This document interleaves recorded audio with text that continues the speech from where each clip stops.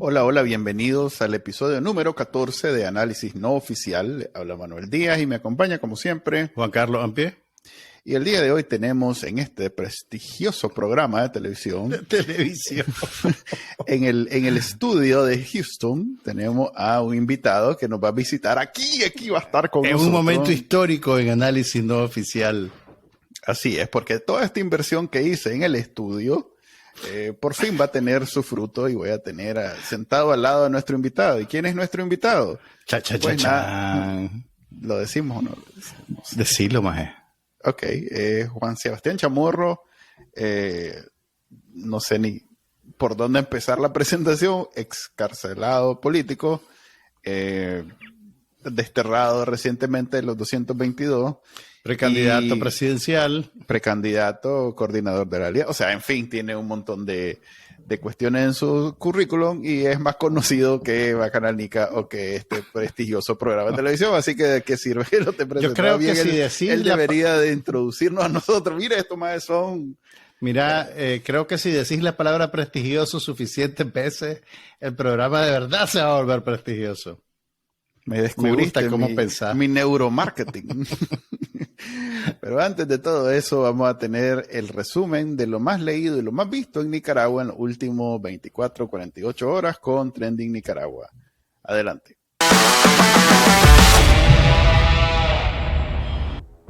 Estas son las noticias más leídas en Trending Nicaragua del viernes 3 de marzo.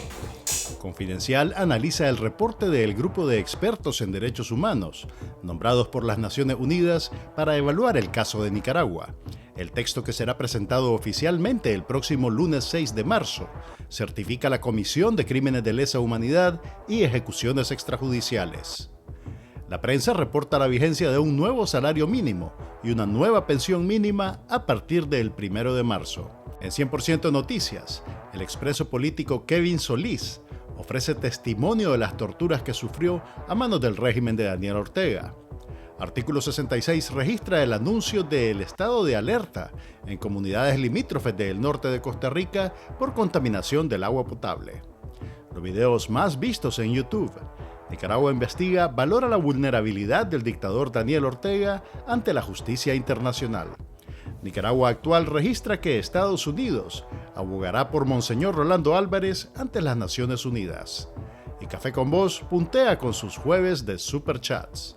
Suscríbase a Trending Nicaragua en el canal de YouTube y la página web de Bacanal Nica.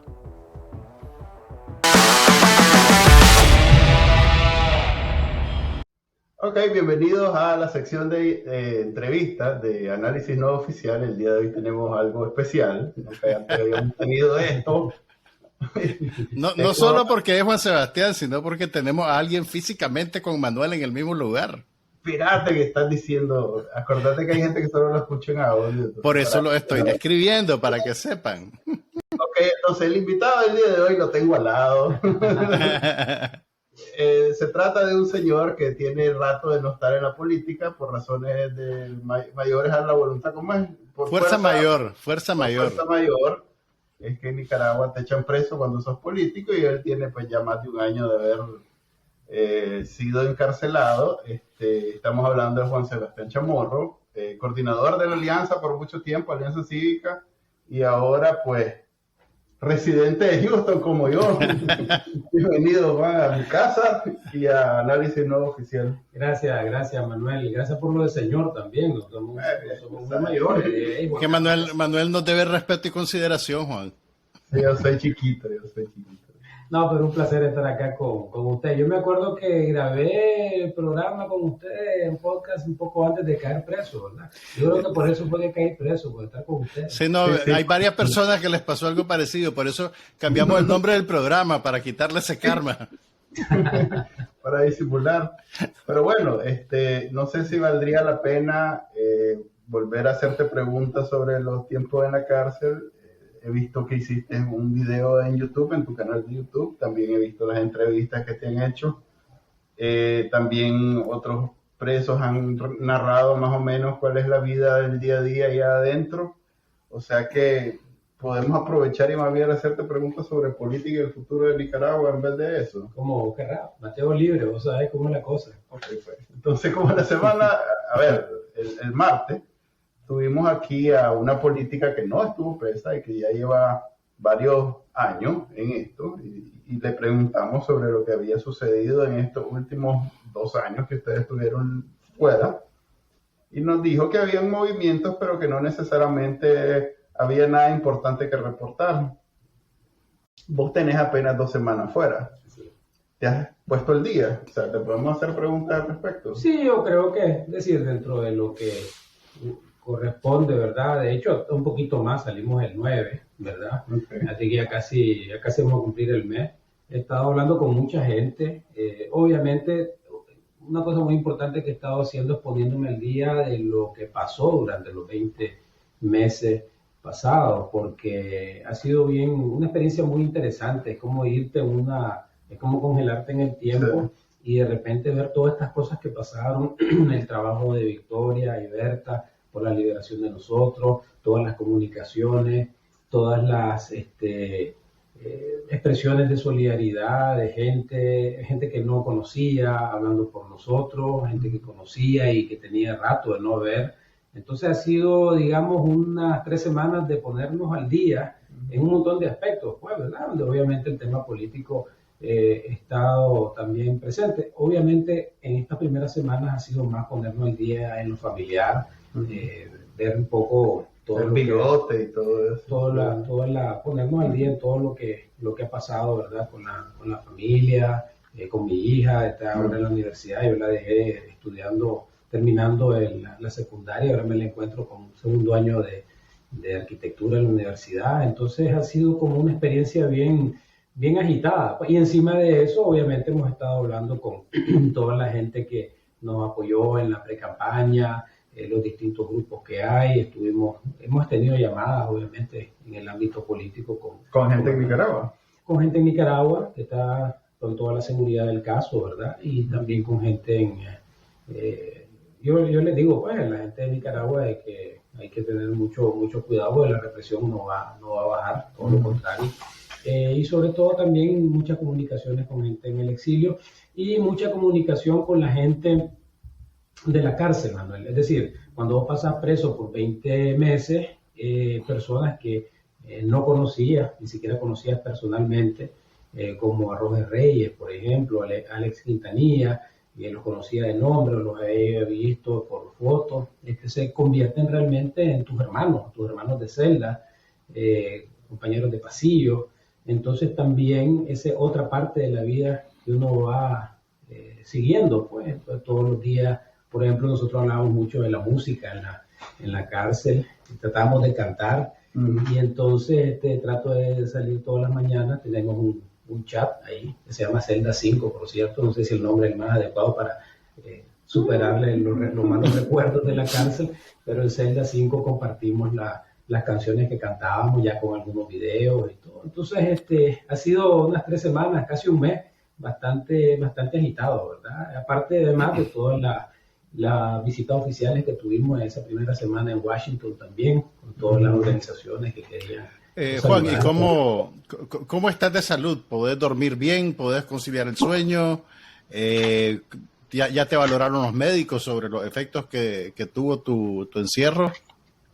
Sí, mira, lo primero que hice fue una batería de exámenes de sangre. Estoy bien, ¿verdad? No he tenido ningún malestar. Esto del sueño ha sido bien interesante. Nunca hubiera pensado yo que iba en los primeros 15 días dormir mejor en la celda que en la libertad. Pues claro, lo que tenés vos es una rutina de ya de 20 meses, donde más o menos te ibas a acostar a la misma hora, después de almuerzo alguna siesta, y entonces cuando vos salís a la vida civil, empezás a tener un montón de reuniones, de pláticas, de emociones, y eso te altera todo el ciclo, pues. Entonces ha sido común entre los hermanos carcelados el problema del sueño. Y una cosa bonita que ha habido dentro de toda la solidaridad, han habido una organización de psicólogos que se han puesto a la orden, y precisamente ayer hubo una llamada grupal, porque estamos en un grupo, en un chat, los 222, o la mayoría de los 222, y ahí se hizo una charla sobre cómo lidiar con el tema de el sueño.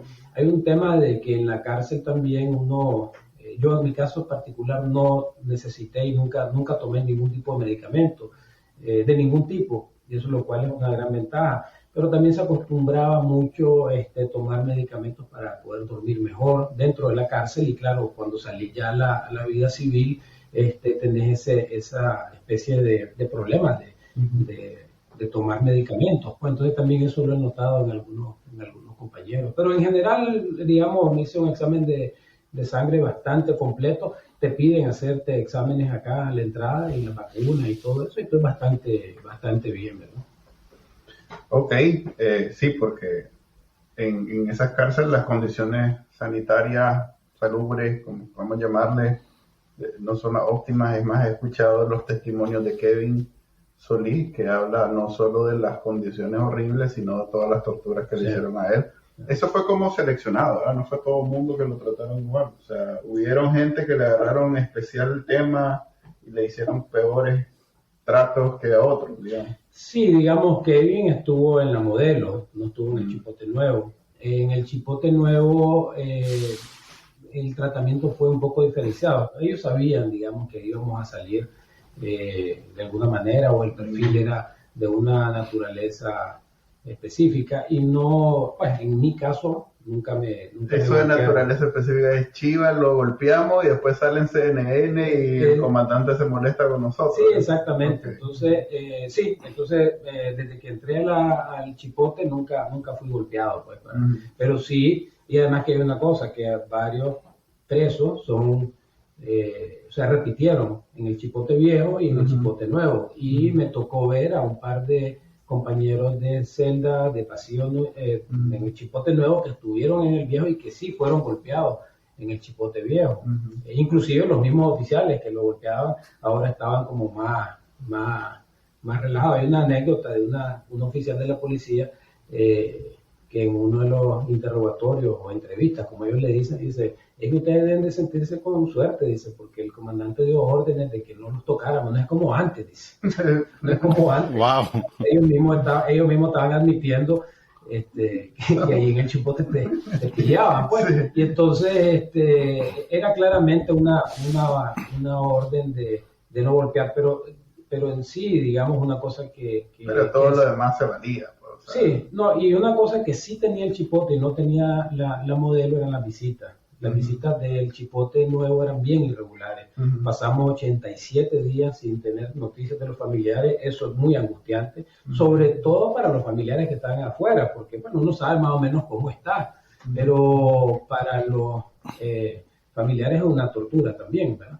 Y otro periodo que fue al final del 2022, que también fueron 84 días, entonces ahí hay un maltrato psicológico bastante fuerte, y toda la angustia que te da también, pues, saber qué está pasando con la familia, qué está pasando con todo. Entonces, digamos que cada una de las cárceles tenía sus ventajas y sus desventajas. Pues, y la incomunicación, nosotros no teníamos posibilidades de hablar entre las celdas, mientras que en las otras cárceles, en los distritos, también había un poco más de libertad en ese sentido. Entonces, cada régimen era distinto, ¿no? Aquí afuera nosotros estábamos claros de la irregularidad en las visitas, porque cada vez que habían visitas, aprovechábamos y le preguntábamos a los familiares cómo veían a ustedes, cómo los veían ustedes. Generalmente eran entrevistas bien difíciles, con Vicky tuvimos un par. En algún momento decidimos nosotros aquí dejarlas de hacer porque eran demasiado, pues no sentíamos que tuvieran gran efecto, porque pues la desesperanza de no ver que se moviera el asunto, pero siempre lo poníamos a la orden para los que vinieran, los que quisieran hablar. Pues entonces, por un lado estábamos enterados de eso, y por otro se corría el rumor que cuando los familiares de ustedes hablaban algo, a ustedes les hacían pagar esa información que daban. ¿Hay algo de eso? Mira, esa fue una discusión que tuvimos bastante entre los familiares. Ustedes saben, ¿verdad?, que Victoria junto con Berta eran las más vocales a nivel nacional e internacional, muy activas, y la verdad es que salvo preguntas que me hicieran en los interrogatorios sobre si yo creía pues que estaba sirviendo de algo, de una forma como ofensiva también. Ay, ¿cree usted que lo que está haciendo su esposa internacionalmente tiene algún efecto? Eso significaba que le dolía, porque te estaban preguntando sobre eso. Pero te voy a decir una cosa, no sentí, en mi caso, no sentí ninguna represalia por lo que estaba haciendo Victoria. Lo cual te lleva a una reflexión muy importante, que cuando hay un preso político, los familiares tienen que hablar. Ese tema de que no hablar para que no los afecten, creo que al final te asegura que te dejen más tiempo ahí insertado. Entonces, yo creo de que como lección aprendida uno, hay un riesgo y es duro. Y llegaron mi familiar y me dijeron, mira, la Vicky está hablando por todos ustedes, tenés temor a vos de que te vayan a pasar. Y yo digo que siga haciendo lo que está haciendo y ahí veo, pues. Y realmente no hubo, debo decirlo con toda franqueza, no hubo una represalia por lo que ella estaba haciendo, porque de hecho eso te da cierta seguridad, como precisamente está abogando por alguien está pendiente. Entonces, si me pasaba algo a mí, si me castigaban a mí, entonces ella lo iba a denunciar. Entonces, más bien, curiosamente, o contrario a lo que uno pueda pensar, eso me daba cierta protección y no riesgo. Eso me lo dijo algunos hermanos en las celdas que se sentían un poco incómodos porque veían que sus familiares tal vez estaban un poco más tímidos. Entonces me decían, tal vez nosotros, lo que están haciendo nuestros familiares nos está ayudando a que no nos hagan nada, pero para salir es la gestión que está haciendo la Vicky, lo importante. Juan, ¿cómo ves vos ahora a digamos, los cómplices necesarios que participaban en el confinamiento de ustedes, los interrogadores, los policías, los vigilantes? ¿Qué son ellos para vos? Mira, ellos son obviamente son personas que fueron parte de nuestra vida por años y 8 meses. Hay de todo, hay fanáticos totalmente con el cerebro lavado, con ese discurso del comandante y la compañera, y que nosotros éramos unos delincuentes, enemigos del pueblo, y habían, digamos, los que estaban haciendo su trabajo profesionalmente. Yo personalmente nunca traté de meterme en problemas con ellos, siempre traté de ser respetuoso. De repente en algún momento botas la gorra con una pregunta, sí, pero trataba de ser muy respetuoso, sobre todo porque aquí hay dos tipos de oficiales, los que estaban en los interrogatorios y los que te cuidaban y te vigilaban en el pasillo. Generalmente los que te entrevistaban eran de suboficial mayor a inspector, teniente o incluso algún capitán, o sea, de un rango un poco mayor. Los que te cuidaban en el pasillo eran muchos muchachos, ¿verdad? Un par de ellos se vinieron para acá a Estados Unidos mientras estábamos ahí presos. ¿Ahí lo hablaron o...? No, nos dimos, de repente se desaparecieron y después, como uno se da cuenta de cosas, se habían venido para acá a Estados Unidos. Muchachos jóvenes que pueden ser suboficiales, oficial de línea o suboficial mayor, los rangos más bajos, ¿verdad? Muchos de ellos eran muchachos sencillos que estaban, pues, muchos de ellos de la costa Caribe, algunos de ellos de afuera del sector rural, y estaban tratando de hacer su trabajo, pues. Sí, entonces, y luego estaban algunos de ellos que nos cuidaban, que eran malos, ¿verdad? Totalmente con esta idea de que al preso hay que tratarlo mal porque algo hizo, pues no era ni siquiera un tema político, pues, sino que entonces había de todo, ¿verdad? Había de todo, y los investigadores hacían sus preguntas que obviamente se las dirigían, ¿verdad? Y entonces algunas cosas nos dábamos cuenta de las preguntas que hacían, nos dábamos cuenta que estaba pasando afuera, pues, ¿qué piensa usted de tal partido político? Y ahí ya le está quitando la personería jurídica al partido político. Te preguntaban, mira, ¿conoce usted a Manuel? Entonces ya decíamos, hoy ya está preso, hoy ya está preso, hoy ya lo andan taloneando. Y efectivamente te preguntaban por el tipo y a las horas o al día siguiente ahí pasaba. Aparecía. Menos mal que nunca te preguntaron por mí entonces. Ahora bien, sacamos de la cárcel.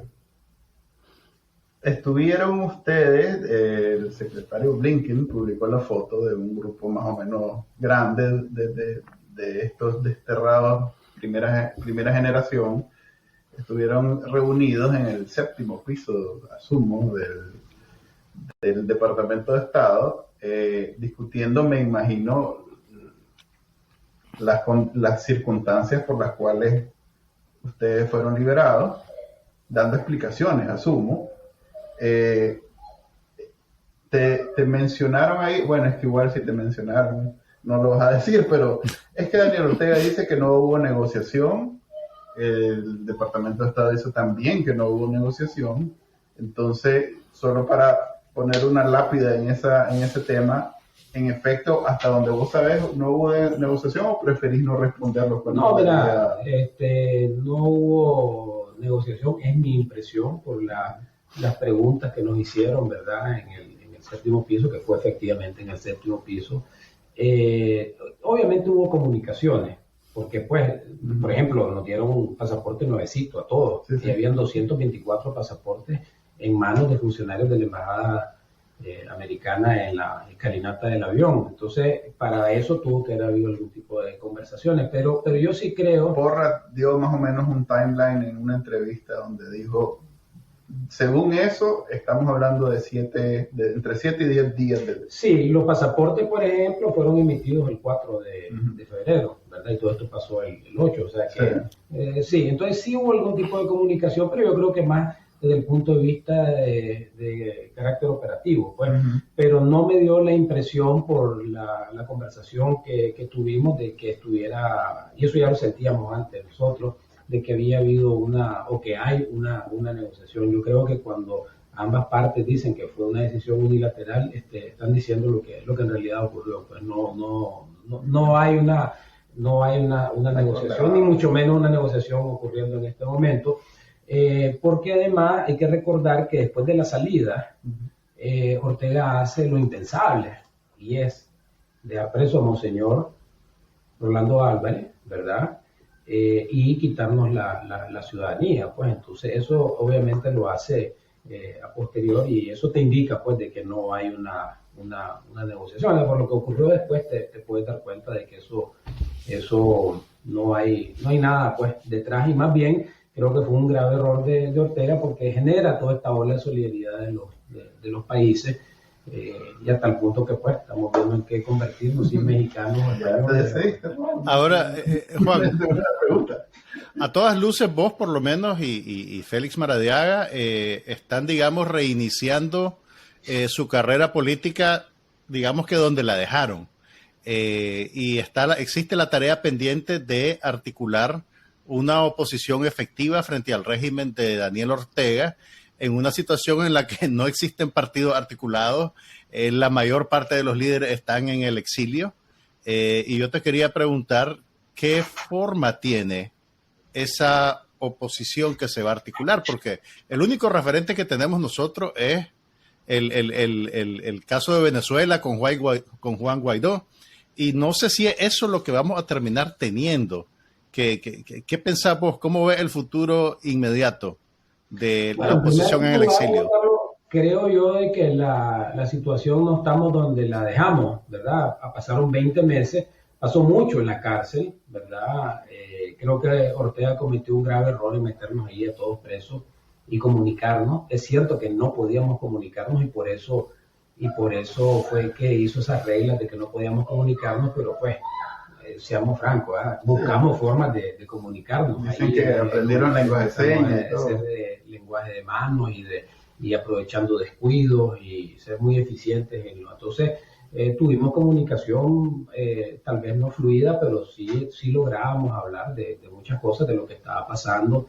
Entonces estos 20 meses creo que ayudó mucho a hacer una especie de comunidad bien bonita, ¿verdad? En el pasillo donde estábamos estaba Dora María, estaban los de la Fundación Violeta Barrio, estaba Miguel Mora, al lado nuestro, estaba Roger Reyes, Félix, Medardo,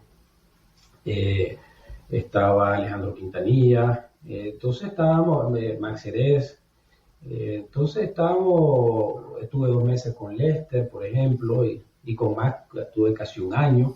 Entonces estos 20 meses, Juan Carlos, ayudaron mucho a fortalecer amistades y alianzas que son muy importantes, van a ser muy importantes en el trabajo que viene, porque, digamos, nosotros ya nos conocíamos y nos llevábamos relativamente bien, pues creo que fue un poco exagerado y desafortunado el tema de resaltar diferencias cuando en realidad, no sé si se acuerdan que nosotros firmamos aquel acuerdo de febrero del 21, en el que nos íbamos a poner de acuerdo en la candidatura única.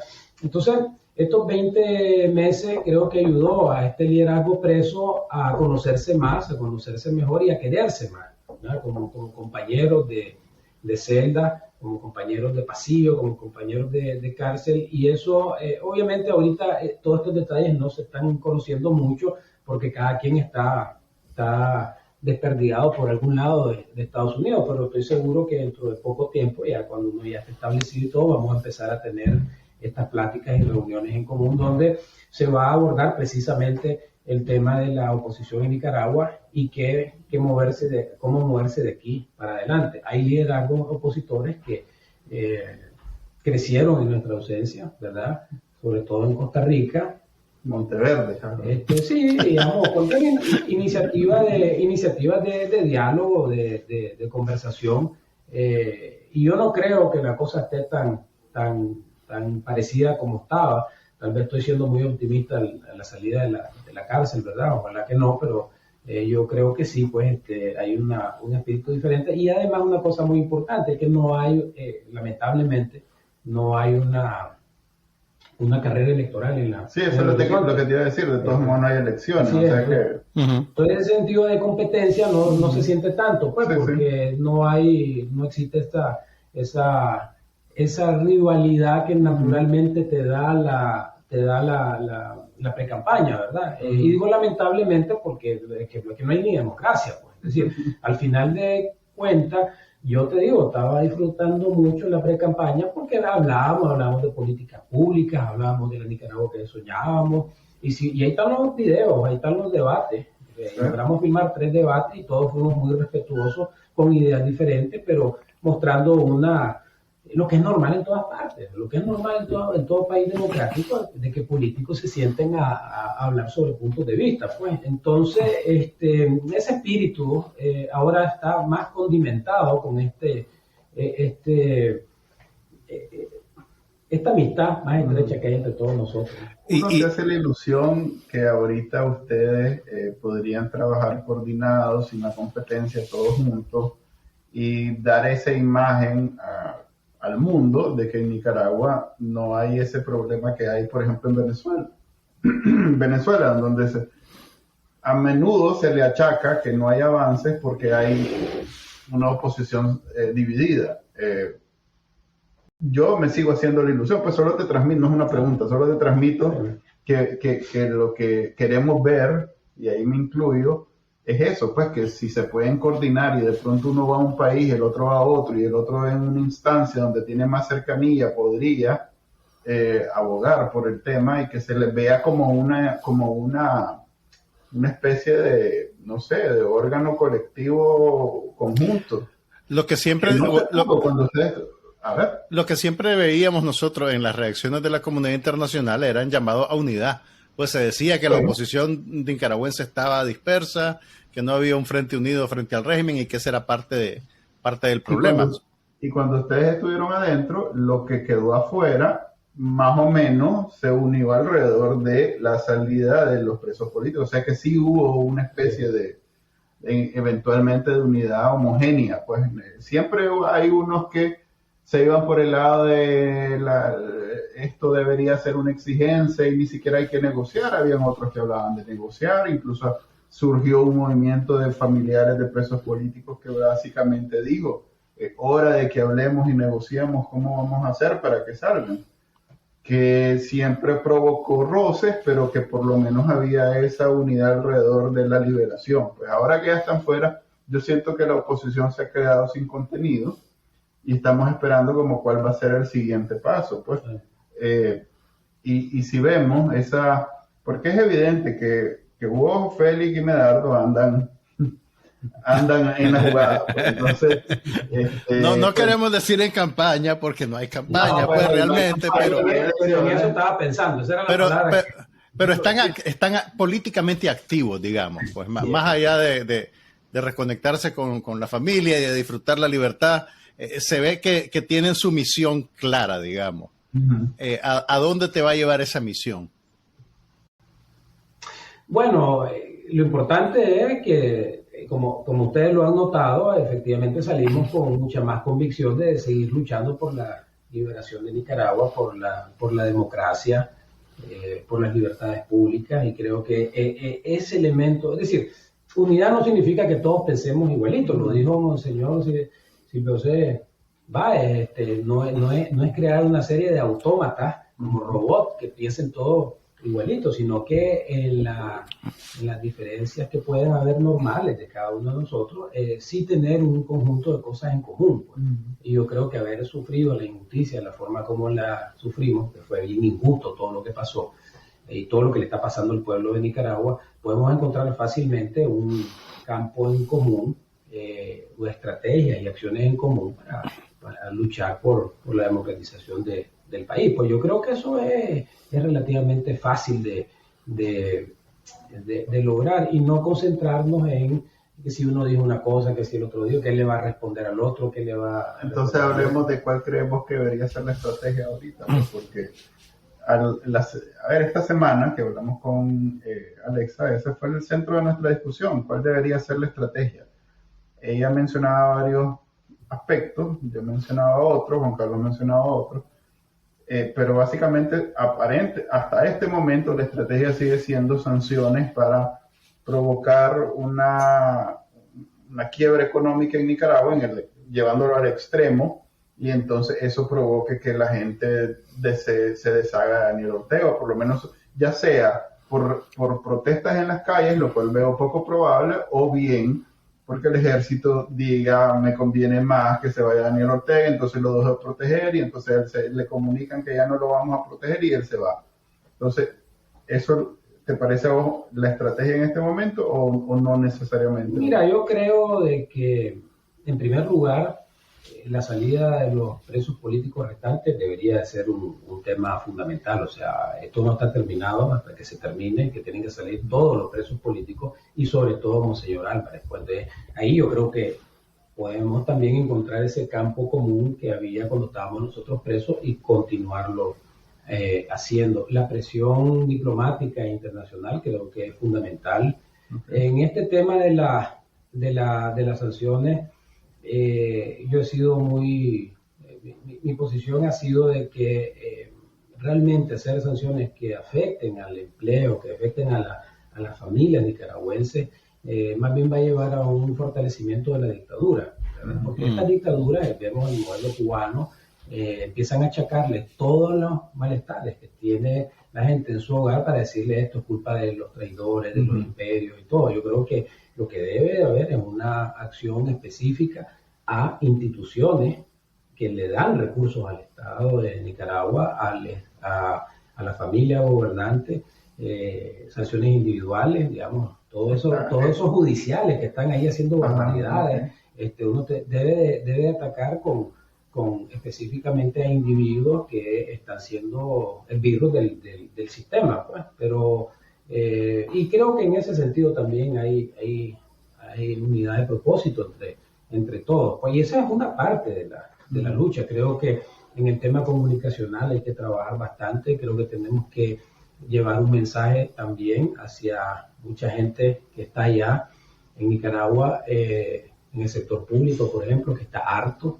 Nosotros lo hemos podido ver, ¿verdad? Hay gente que está dependiendo de su salario del Estado, pero que está harto, que ya no quiere seguir viendo lo que está pasando en Nicaragua. Mucha gente católica que está dependiendo del Estado, que se siente ofendida, como estamos todos, de que el obispo esté preso.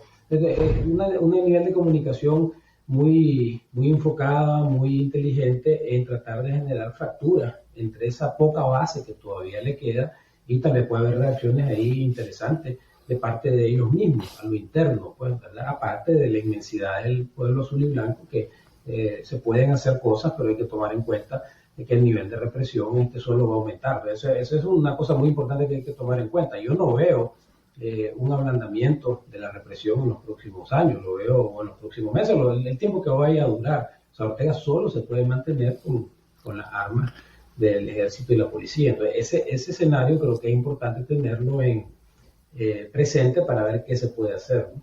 Entonces, ¿Y cómo ves a ver, en estos 20 meses, cómo ha evolucionado o involucionado el régimen con lo que has podido ver a la hora de ponerte al día? ¿Cómo evalúas el estado de Daniel Ortega y Rosario Murillo en este momento? Bueno, en primer lugar, desde el punto de vista internacional, pocos países llamaban a Daniel Ortega dictador.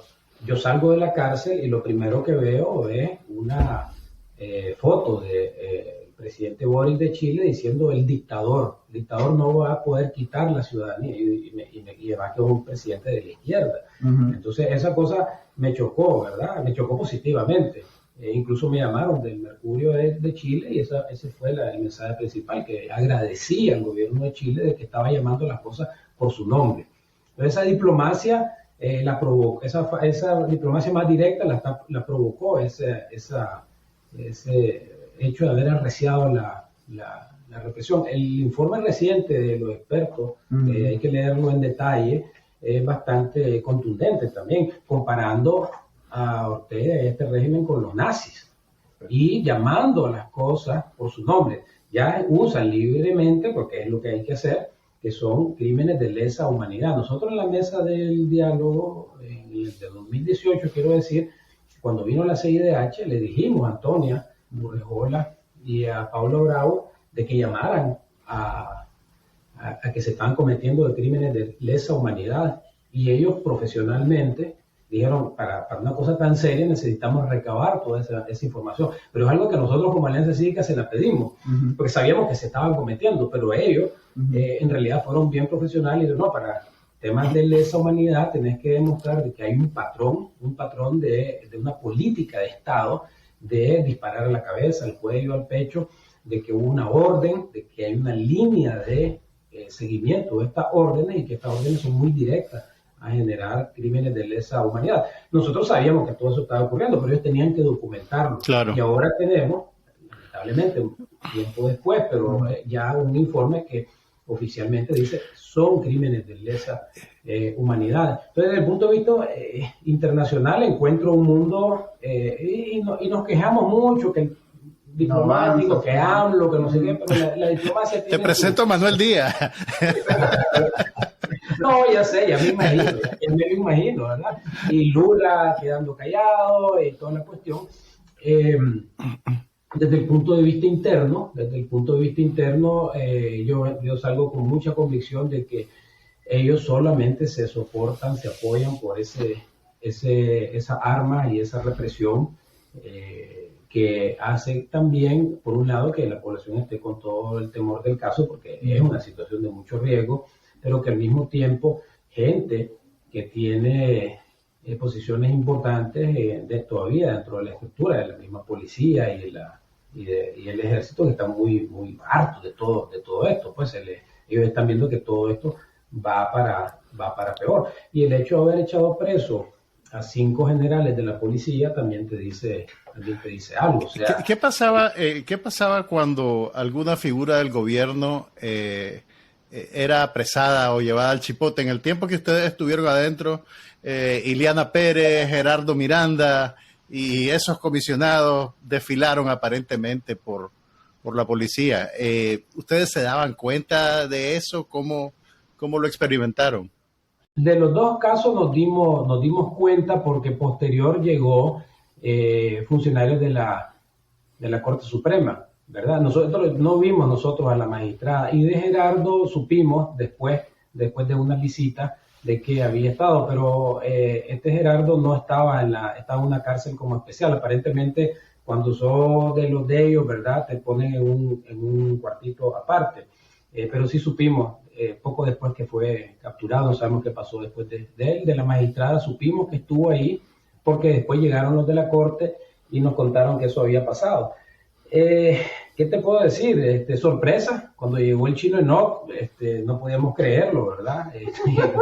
¿Con él sí hablaron? Sí, claro, el chino Enoch, yo estaba en la celda 7 y el chino Enoch estaba en la celda 8. ¿Y con quién estuvo el Chino Enoch? El Chino Enoch estuvo solo, en una celda de castigo solo. El Chino Enoch tiene un balazo en la rótula y entonces nos contó que se lo habían pegado ese balazo en los 80. Él parece que estuvo en la insurrección. Lo primero que preguntó, dicho sea de paso, que en cuál celda había estado Hugo Torres, ¿verdad? Estaba como buscando afinidad. Sí, exactamente. Entonces, y al final, a pesar de que era el Chino Enoch, ¿verdad? Y todo lo que representaba y que nos había volado a nosotros, debo decir que sentíamos una cierta afinidad ya como presos, y además presos políticos. Nadie Le dijo, ajá, ¿cómo es eso del comandante? Claro que sí.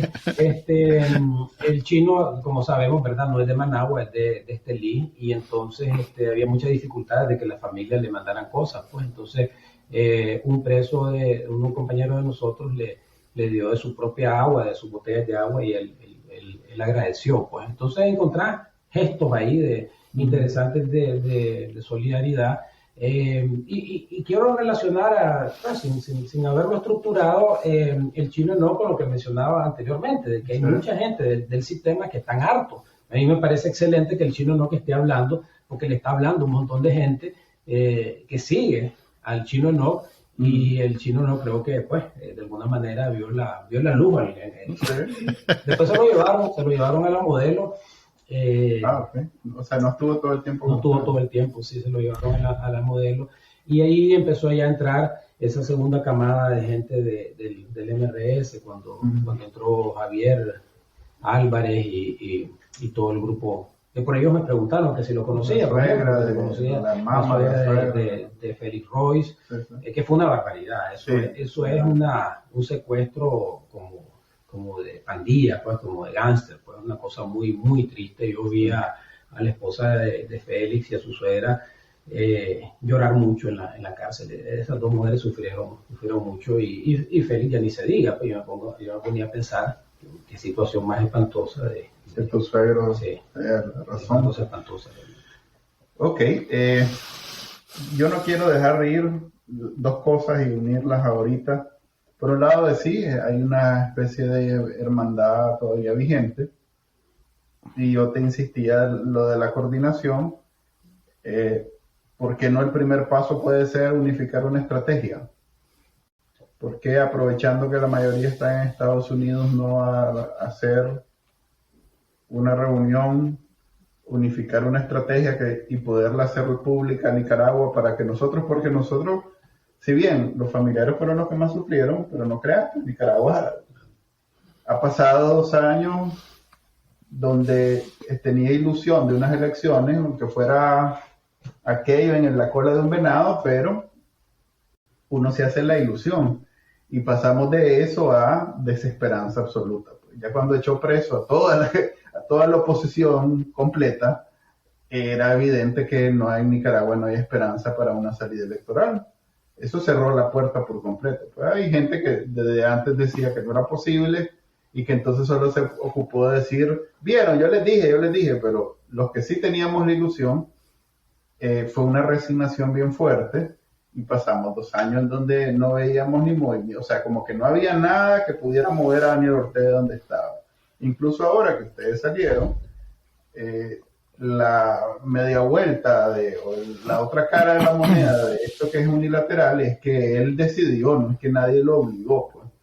Entonces, Nicaragua necesita ver esperanza en esto, pues, y si pueden ustedes en unidad hacer una estrategia y hacerla pública para que nosotros escuchemos, a ver, la estrategia es esto y esto. Tal vez no necesariamente tiene que ser aquello de la fórmula mágica para que mañana estemos sin dictadura, pero por lo menos entender que están, valga la redundancia, entendidos entre ustedes y trabajando juntos, pues.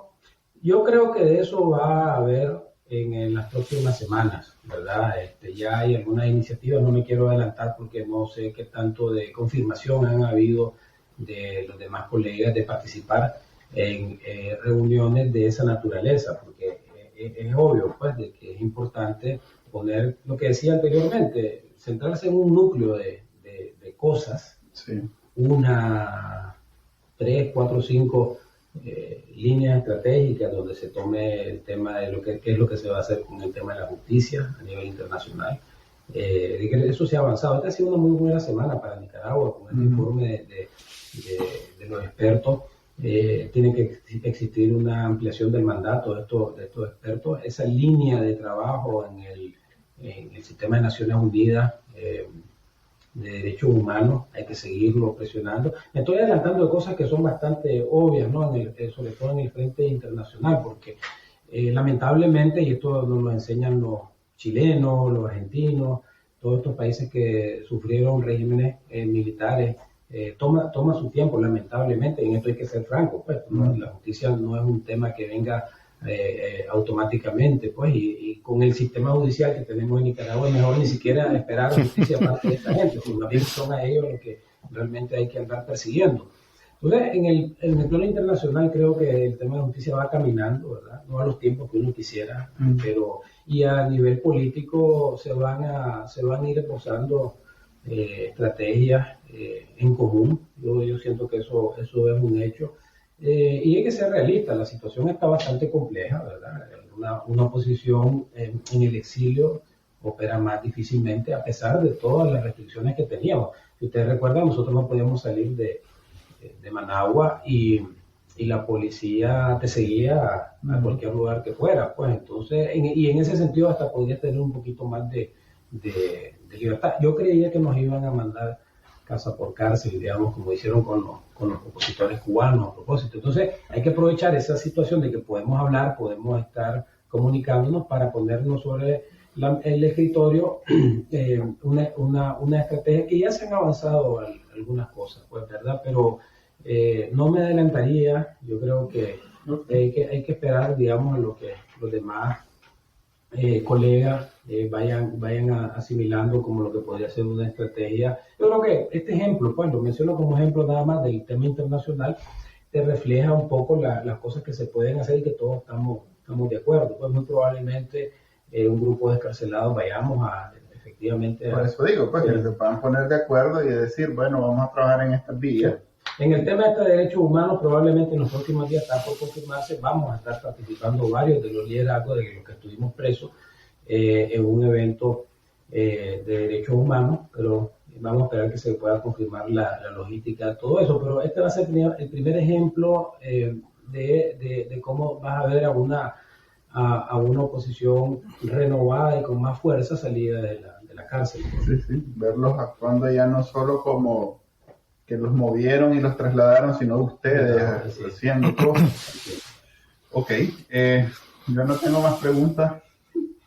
Vos tenés algo más, Juan Carlos, allá desde el escudo de la Florida. Creo que Manuel no tenga más preguntas, lo veo rarísimo. Es que esa parte me parece. No, es que ya lo aquietaste, porque ya le dijiste calmate, la comunidad internacional, si los mecanismos funcionan así. Yo creo que esta plática fue muy edificante. Ya Manuel va a bajarle un poquito el gas. En estos 20 meses lo veo cambiado el hombre, fíjate. No, yo quiero ver esto. Todos estamos cambiados. Quiero ver esa estrategia, quiero verlos trabajando juntos, quiero ver todo ese movimiento. Y si nos tardamos mucho, me toca darle cena. Y cerramos. Muchas gracias, Juan. Qué bueno verte. Igualmente, Juan Carlos, un gran placer y gracias por todo el seguimiento que nos dieron mientras estábamos en la cárcel. Gracias por el seguimiento a Victoria también, ¿verdad? Juan Carlos, vos y yo que nos conocemos desde chiquitos, ¿verdad? Del Colegio Centroamérica, un poquito menor que yo, ¿verdad? Pero no y el cariño que hay, ¿verdad? Es de muchos años, así que yo quiero agradecer realmente por todo lo que ustedes han hecho por la libertad de Nicaragua. Y vas a ver, yo así como salimos de la cárcel, que pensábamos y estábamos eso lo he escuchado mucho, de que el ambiente estaba muy sombrío y existe esta expresión, ¿no?, que dice que cuando más oscuro está la noche es cuando viene el amanecer. Pues yo creo que así va a pasar con Nicaragua, ¿verdad? Uno tiene que tener fe, nos mueve la esperanza, era el lema de pre-campaña mía y lo sigue siendo un lema de vida que nos debe mover la esperanza y la visualización de esa Nicaragua que queremos todos, ¿no?, en la que podamos vivir y regresar a los exiliados que así lo desean, que así lo deseamos, y construir la Nicaragua que con todas las oportunidades y podamos salir de una vez y para siempre de la tiranía, ¿verdad? Ok. Gracias por haber estado en Análisis No Oficial.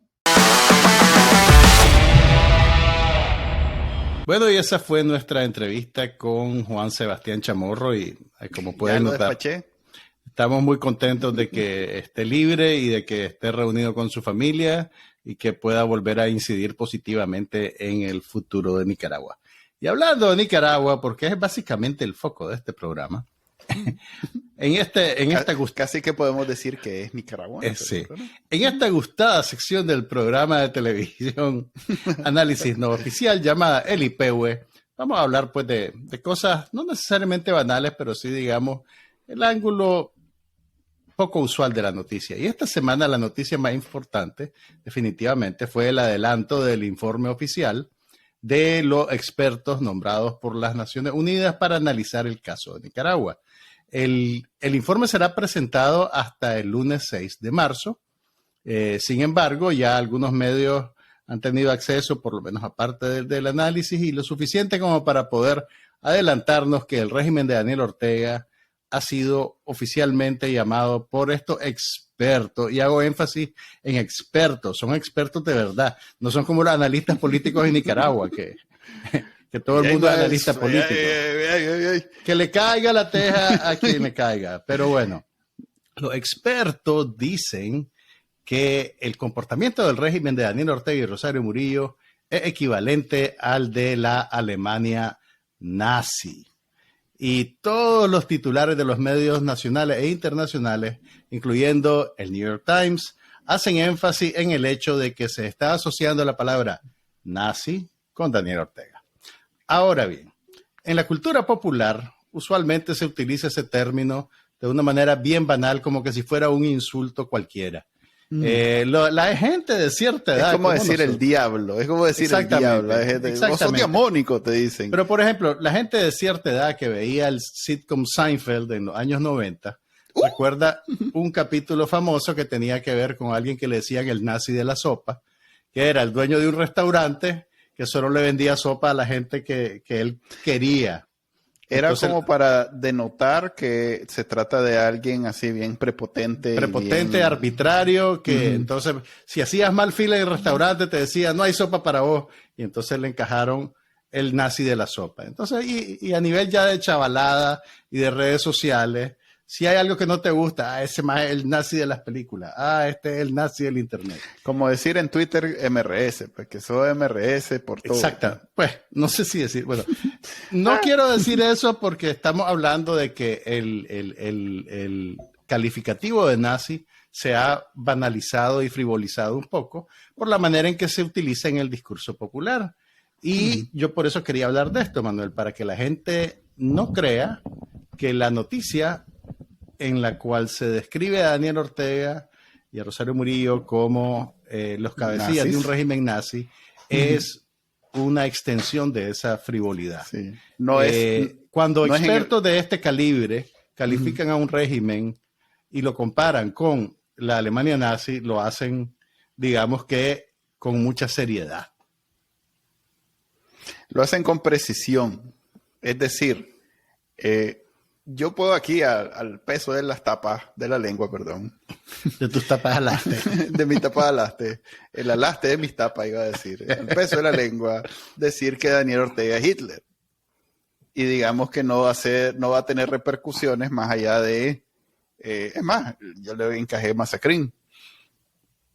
Pero una cosa es lo que vos y yo aquí podemos hablar, y otra cosa es que los encargados, especialistas de derechos humanos de las Naciones Unidas, una organización que surgió precisamente después de la Segunda Guerra Mundial para que no se repitiera la historia del Holocausto judío.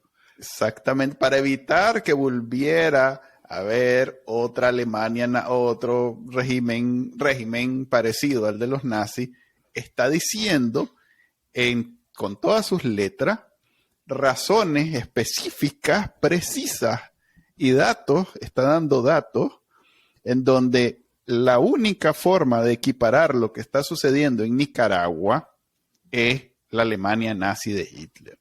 Eso quiere decir que nosotros los nicaragüenses tenemos el vergonzoso privilegio de ver la reencarnación de Hitler en Daniel Ortega, en un país de menos de 7 millones de personas, donde se han ido casi 10% de la población en menos de 2 años, en donde ha encarcelado a toda la oposición completita del primero al último, en donde está encarcelando a todos los padrecitos que se atreven a no, ¿cómo se llama?, doblar su raíz. En fin, todas estas acciones que nosotros en Nicaragua ya sabemos que Daniel Ortega y sus sandinistas las hacen, en las Naciones Unidas están pasmados, asustados, porque digamos que en la escala que tienen ellos está, no sé, las discusiones alrededor si deberían de usar pajillas de papel o pajillas de plástico como graves o no graves, y en el otro extremo, pero allá al extremo, ya casi que no deberíamos nunca de ir ahí, es como esas cosas de vidrio con el martillo que dice, solo en caso de urgencia quebrar el cristal. Ahí está los nazis, ahí está Hitler. Y ahí lo están quebrando y usándolo para Daniel Ortega. Y también, Manuel, hay que destacar que el hecho que un medio como el New York Times utilice eso en su titular, eso es extraordinario realmente. O sea, si alguien se cuida de utilizar ese adjetivo, son los medios tradicionales en Estados Unidos y en particular el New York Times, pues que es un medio de referencia, digamos.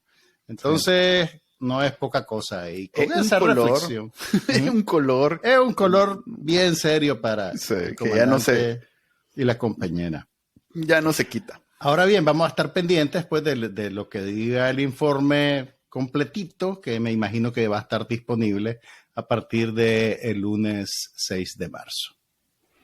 Ok, ese sería nuestro último segmento del programa de hoy. Ya saben que pueden ver este y todos los demás episodios en YouTube, en video, y después pueden, o ver, no después, pero también si no quieren utilizar sus datos en video, para esos que no pagan internet en la casa. Y no nos van a ver la cara. No se pierden de mucho. Pueden descargarlo, la versión solo audio, en su directorio de podcast favorito y escucharlo mientras hacen sus quehaceres diarios, manejar, hacer el gimnasio, lo que sea que hacen para escuchar podcast. Para ustedes un saludo y sepan que hoy sí vale la pena verlo porque tuvimos invitado aquí en el estudio, o sea que fue como especial. Ya lo vieron, o sea, si te están oyendo ahorita, ya lo vieron. Perdón, es cierto. Compártanlo, compártanlo con compártanlo, pues, compartan el video, pues. Ok, nos vemos. Y la campanita, hagan algo con la campanita, no sé exactamente qué, pero dicen siempre algo con la campanita. Hagan eso. Nuestro experto en marketing digital, damas y caballeros. Va a traer a la luna que dice, ahí anda declamando, no sé qué, con la campanita. Dice. Nos vemos.